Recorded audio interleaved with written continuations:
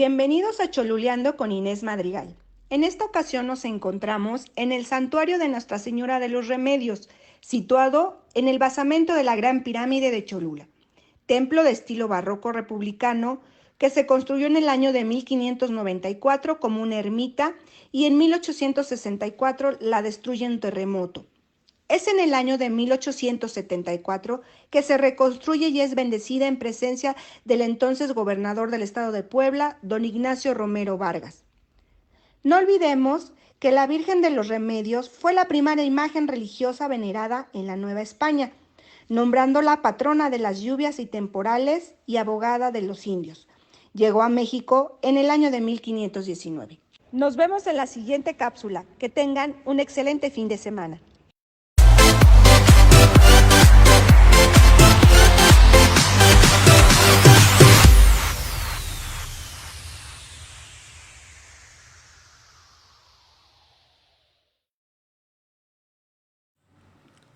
Hola amigas y amigos, yo soy Julio Valderas y esto es Desde la Oscuridad, completamente en vivo desde Moro Comunicaciones, un programa con una perspectiva macabra y sombría sobre el mundo y sus personajes. Espero que lo disfruten.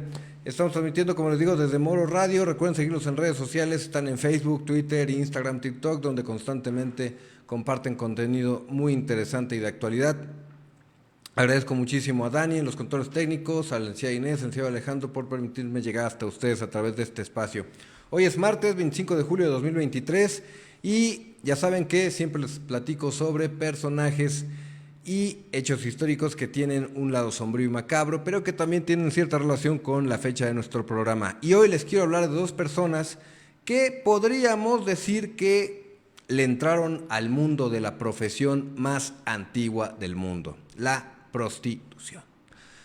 ¿Por qué es la profesión considerada la más antigua del mundo? Bueno, en realidad no es que sea la más antigua, es muy posible que los estudios históricos demuestren que en realidad la medicina es la más antigua, pero de las primeras que empezaron a controlarse y a llevar un registro en la antigua Roma fue precisamente esta, la de las cortesanas, porque era una actividad completamente legal y que el gobierno romano, al comprender que era parte de su estructura económica y de su vida social, pues empezaron a llevar un cierto control sobre estas actividades. Es por eso que se considera la profesión más antigua del mundo, la calentura del ser humano.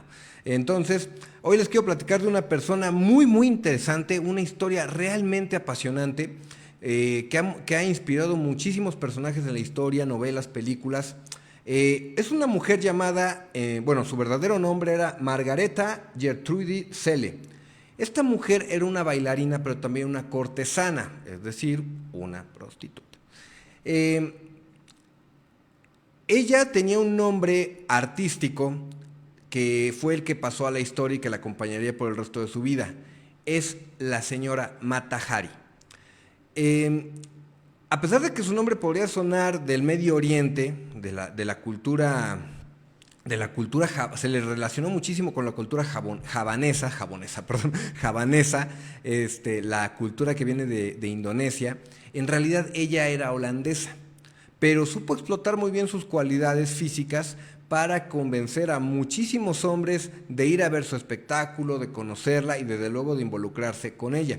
Ella nace el 7 de agosto del año 1876 y desde muy joven demostró cierta promiscuidad porque a los 16 años en la escuela incluso se involucró con un maestro.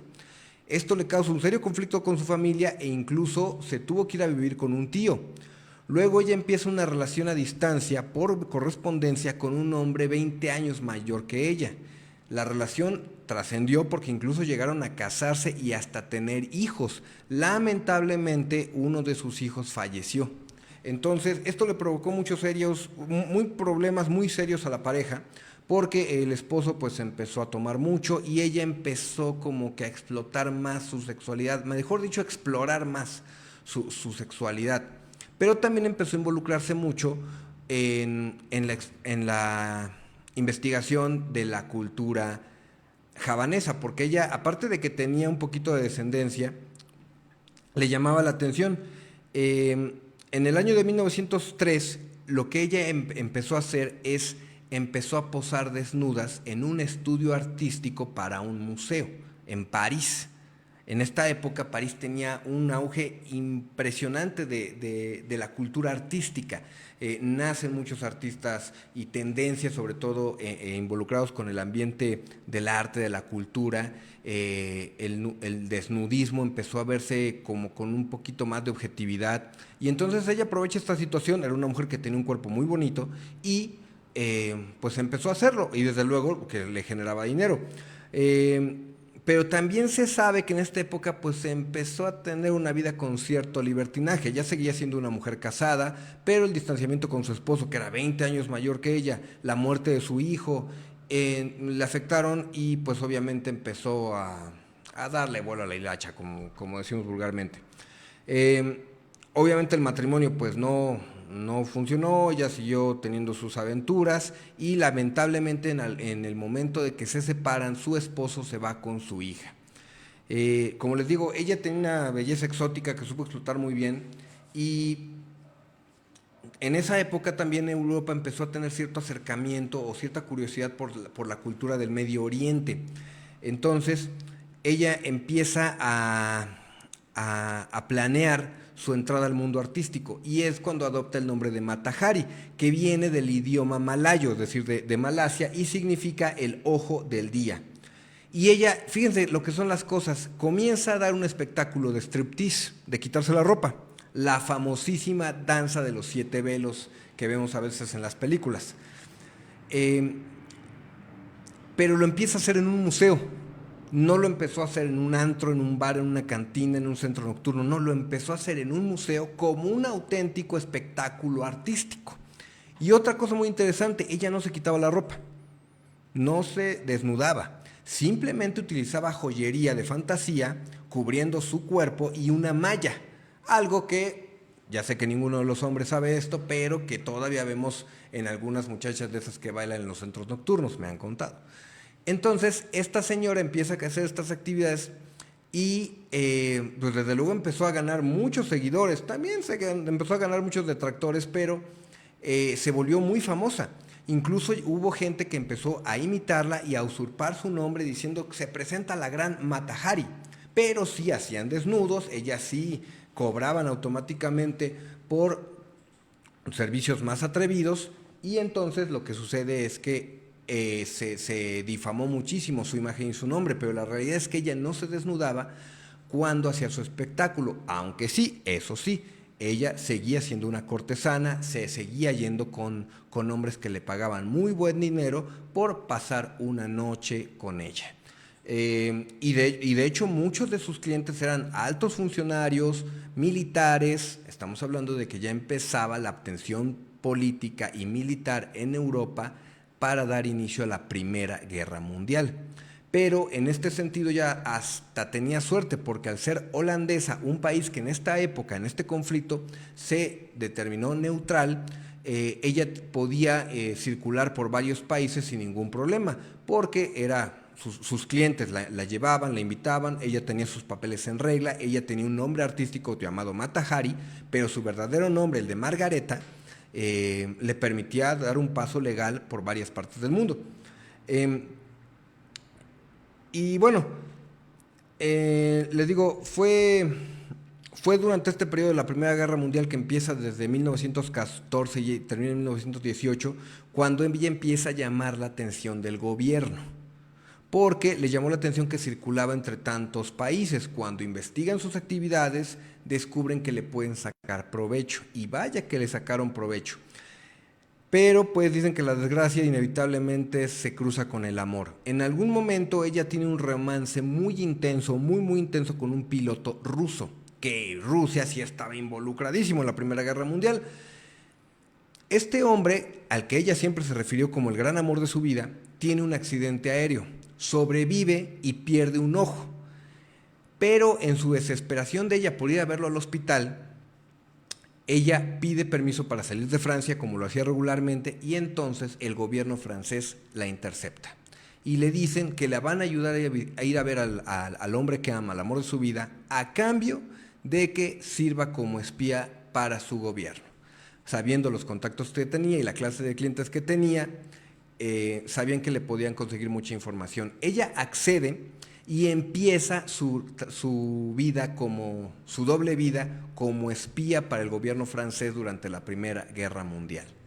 Una mujer que había tenido un pasado, pues, un poquito difícil, que había tenido, o sea, la habían separado de su hija, que se dedicaba a ser una cortesana, que había explotado su sexualidad, que daba un espectáculo de striptease, se había convertido, y que además se había enamorado, se había convertido en una espía en la Primera Guerra Mundial.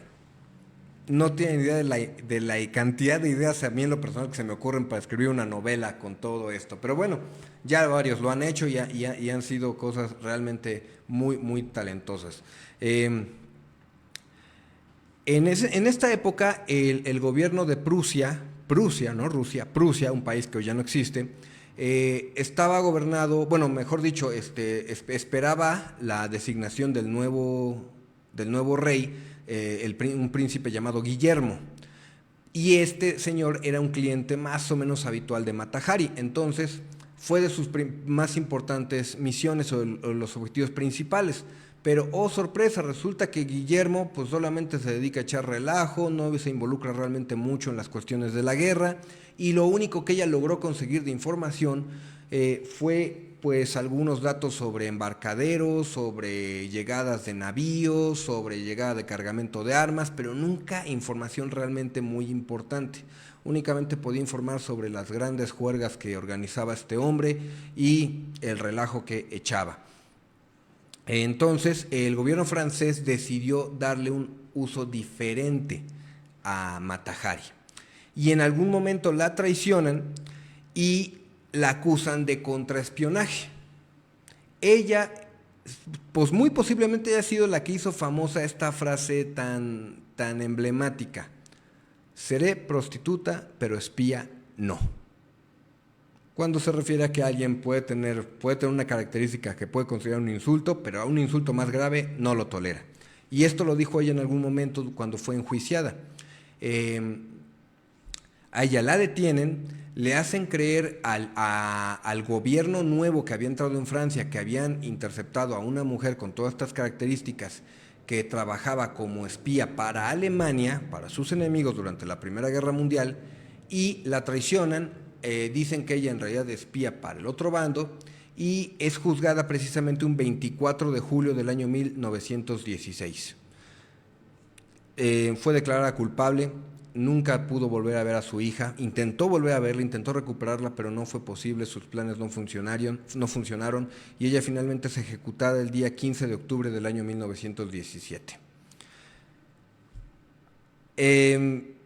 No soy quien, o no tenemos derecho a juzgar la vida de esta mujer. Sin embargo, creo que todo se paga en esta vida.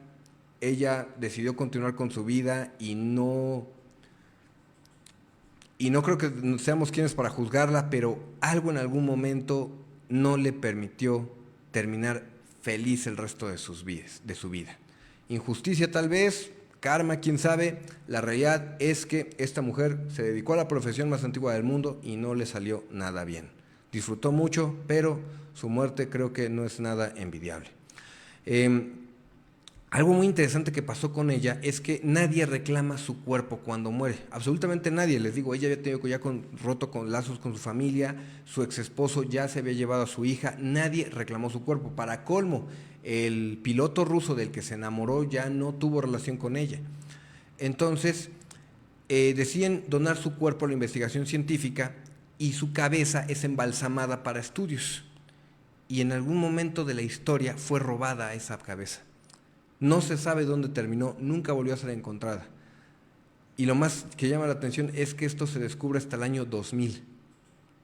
Casi un siglo de que falleció, se descubrió que su cabeza había desaparecido. Pero bueno, es así como sucedió parte de la vida de la famosa Mata Hari. Y bueno, amigos, hablando de una relación, una profesión que a lo mejor no está directamente o no es exactamente igual a la prostitución, pero que ha evolucionado muchísimo a lo largo de la historia. Estoy hablando de el cine pornográfico.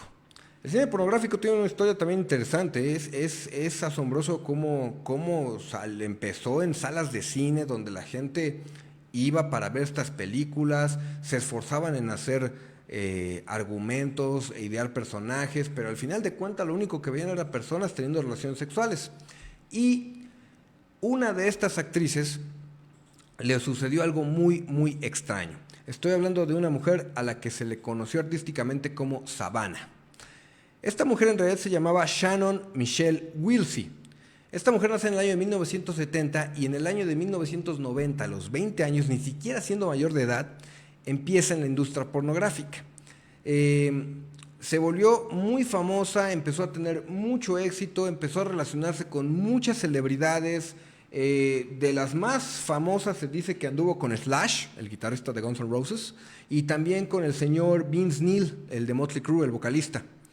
Y así era su estilo de vida. Empezaron a invitarla a muchísimas fiestas de este tipo, con grandes bandas de música, toda la crema innata de Hollywood. Obviamente no la invitaban precisamente por su grata compañía o por su gran conversación, ¿verdad? Lógicamente la invitaban con la intención de tener relaciones sexuales con ella. Y es muy posible que ella accediera al verse deslumbrada por este mundo de glamour, de dinero. Ella se sabe que en esa época empezó a relacionarse con gente que le empezó a dar drogas. Ella ya se drogaba, ella ya acostumbraba a salir de fiesta. Se sabe que empezó a tener buenos contratos con la industria del porno, pero también empezó a tener conflictos con sus jefes porque se volvía muy exigente, llegaba tarde, ponerse en un plan de diva.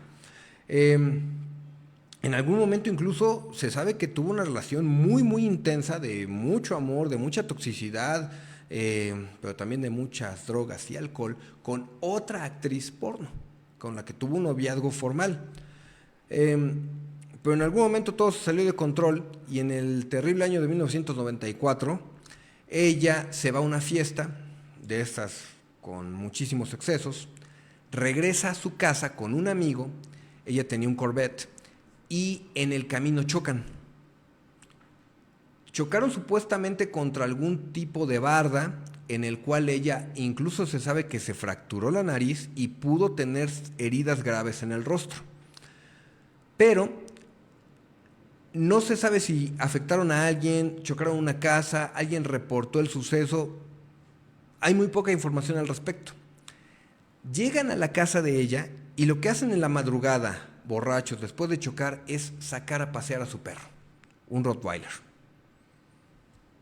Ella acostumbraba a utilizar drogas, iba ebria al momento del accidente y finalmente se encontraba en la madrugada en su casa en un charco de sangre, con un disparo en la cabeza, pero viva. Todo indica a que ella intentó suicidarse con una pistola 9 milímetros que tenía. ¿De dónde la sacó? Quién sabe. Ya saben que en Estados Unidos es sorprendentemente fácil adquirir armas. Se suicida o se intenta suicidar y falla. Ella sobrevive al impacto de bala, es llevada al hospital, entra en un coma y falleció el 11 de julio del año 1994. Hace apenas unos días hizo casi 30 años de muerta. Esta mujer disfrutó muchísimo su sexualidad, evidentemente, disfrutó muchísimo su vida, lo que duró esta parte de 4 años de intensa fricción, de fiesta, de desvelo, de excesos, de muchísimo éxtasis, pero la muerte que se la lleva de forma tan dramática creo que hace cuestionar a muchas personas. ¿Por qué se los comento? Porque desgraciadamente muchas de las muertes que se han dado en esta industria han sido de forma similar. Independientemente de las personas que han fallecido por enfermedades venéreas, muchas de las muertes de la industria pornográfica se han dado en circunstancias similares, donde hubo drogas, alcohol de por medio, relaciones tóxicas, suicidios. Sí, se vuelve un tema incluso hasta deprimente cuando lo vas investigando. Pero bueno, yo les comparto esto únicamente como parte de de la parte sombría que puede ser esta historia, este aspecto del ser humano. Y bueno, lamentablemente les digo, esta mujer muere muy, muy, muy joven. Al final su muerte fue declarada como suicidio, pero realmente nunca se pudo esclarecer bien muchísimos de los hechos que la acompañaron. Otra cosa de la que han sido víctimas muchas veces estas mujeres ha sido el acoso de gente enferma, con desorden, muy obsesionados con ellas, y es algo con lo que han tenido que lidiar muchísimo desde los orígenes de esta industria hasta la actualidad. Pero bueno, amigos, cambiando de tema, la recomendación de cine, que les traigo esta semana no tiene que ver directamente con el tema del que les platiqué en estas anécdotas, pero sí es parte de la historia. Estoy hablando de la película Sin City del año 2005, La Ciudad del Pecado. Está dirigida por el señor Robert Rodríguez, Frank Miller y también Quentin Tarantino, pero algo padrísimo de esta película es que Quentin Tarantino únicamente participa como director invitado, no participó en toda la producción. Pero pues el señor Tarantino, la verdad es que este tipo de cine es muy de su estilo y muy de su agrado, y la combinación entre los tres quedó padrísima. Es una película que está basada en un cómic gráfico, es decir, un cómic que tiene imágenes bastante gráficas, bastante violentas, muchas veces se ven desnudos, sangre, violencia, pero realmente tiene muy buena calidad. Y la adaptación al cine, los que saben mucho de estos temas y los fanáticos, la han calificado como una adaptación muy a la altura del cómic. Son 3 historias. La película empieza con el asesinato de una prostituta en un vestido rojo. Y de verdad es una calidad de diálogo, de cinematografía, de escenas, de efectos. Prácticamente toda la película está en blanco y negro, pero realmente parece que estamos viendo el cómic. El color rojo, ese sí se desprende directamente, o colores un poquito más vivos como el amarillo. Es una excelente película, es una cinematografía muy novedosa. A los que aprecian este cine realmente les aseguro que les va a gustar, este cine alternativo, este cine un poquito más atrevido. Entonces, les repito, nos platica 3 historias. La primera nos habla de un personaje muy sombrío, muy macabro, un hombre muy fuerte, con serios problemas de desorden mental, que se enamora de una prostituta y descubre que él amanece muerto junto a él. Él despierta y la tiene ella muerta junto a él. Inmediatamente lo quieren señalar como culpable. Se da cuenta de que le tiende una trampa y hace todo para investigar. La segunda historia también es muy padre porque la ciudad del pecado, pues obviamente hay muchísimos pecados, hay muchísimo sexo, muchísima prostitución, muchísima droga. Todo lo que no está permitido, ahí está permitido. La policía ni siquiera se atreve a entrar. Y sucede algo similar. El amante de una de estas chicas, su novio, la defiende de un grupo de acosadores, y entre ellos hay un policía, lo que complica muchísimo la situación.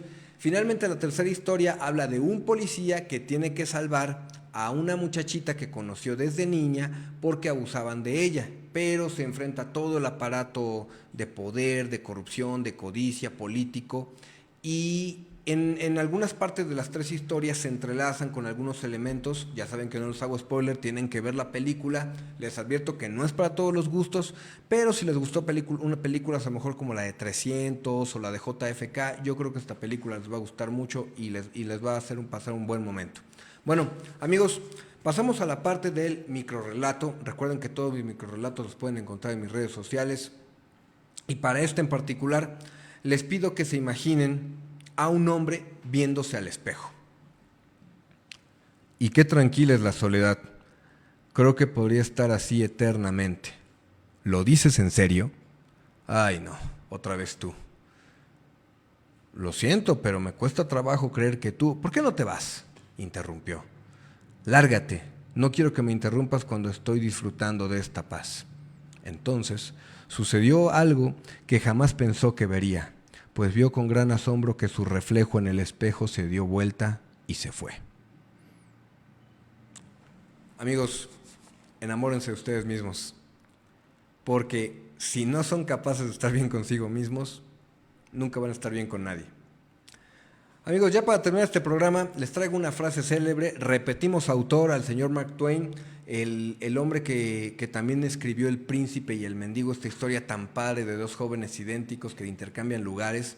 Y esta frase que me gusta mucho, no es de esta obra, pero sí es parte importante de la ideología del señor Mark Twain. Los 2 días más importantes de tu vida son el día que naciste y el día que descubriste para qué. Todos tenemos un propósito en esta vida. No duden de buscar el suyo hasta encontrarlo. Y les aseguro que cuando lo encuentren, su vida siempre, en todos los aspectos, será más positiva y más de mayor tendencia a la felicidad. Amigos, yo les agradezco muchísimo que me acompañaran en este programa. Le agradezco muchísimo a Dani en los controles técnicos. Recuerden que pueden seguirme en redes sociales. Me encuentran como Julio Valderas, J2B Escritor, Nuevas Historias, Conoce Nuevas Historias. Estoy en Facebook, Twitter, Instagram, TikTok, la nueva red social de Threads. Saludos al señor Mark Zuckerberg, si es que nos está viendo. Recuerden que siempre estoy abierto a sugerencias, a comentarios, observaciones, a las críticas. Todas son bienvenidas y todas son escuchadas y leídas con atención y objetividad, se los garantizo. Bueno, nos vemos el próximo martes. Cuídense mucho y pasen una excelente tarde. Nos vemos.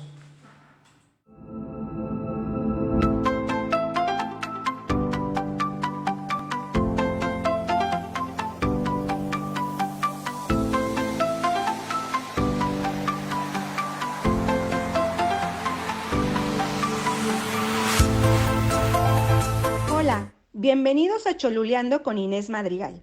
En esta ocasión nos encontramos en el santuario de Nuestra Señora de los Remedios, situado en el basamento de la Gran Pirámide de Cholula, templo de estilo barroco republicano que se construyó en el año de 1594 como una ermita y en 1864 la destruye un terremoto.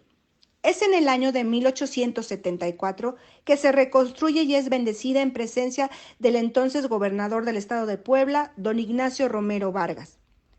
No olvidemos que la Virgen de los Remedios fue la primera imagen religiosa venerada en la Nueva España, nombrándola patrona de las lluvias y temporales y abogada de los indios. Llegó a México en el año de 1519.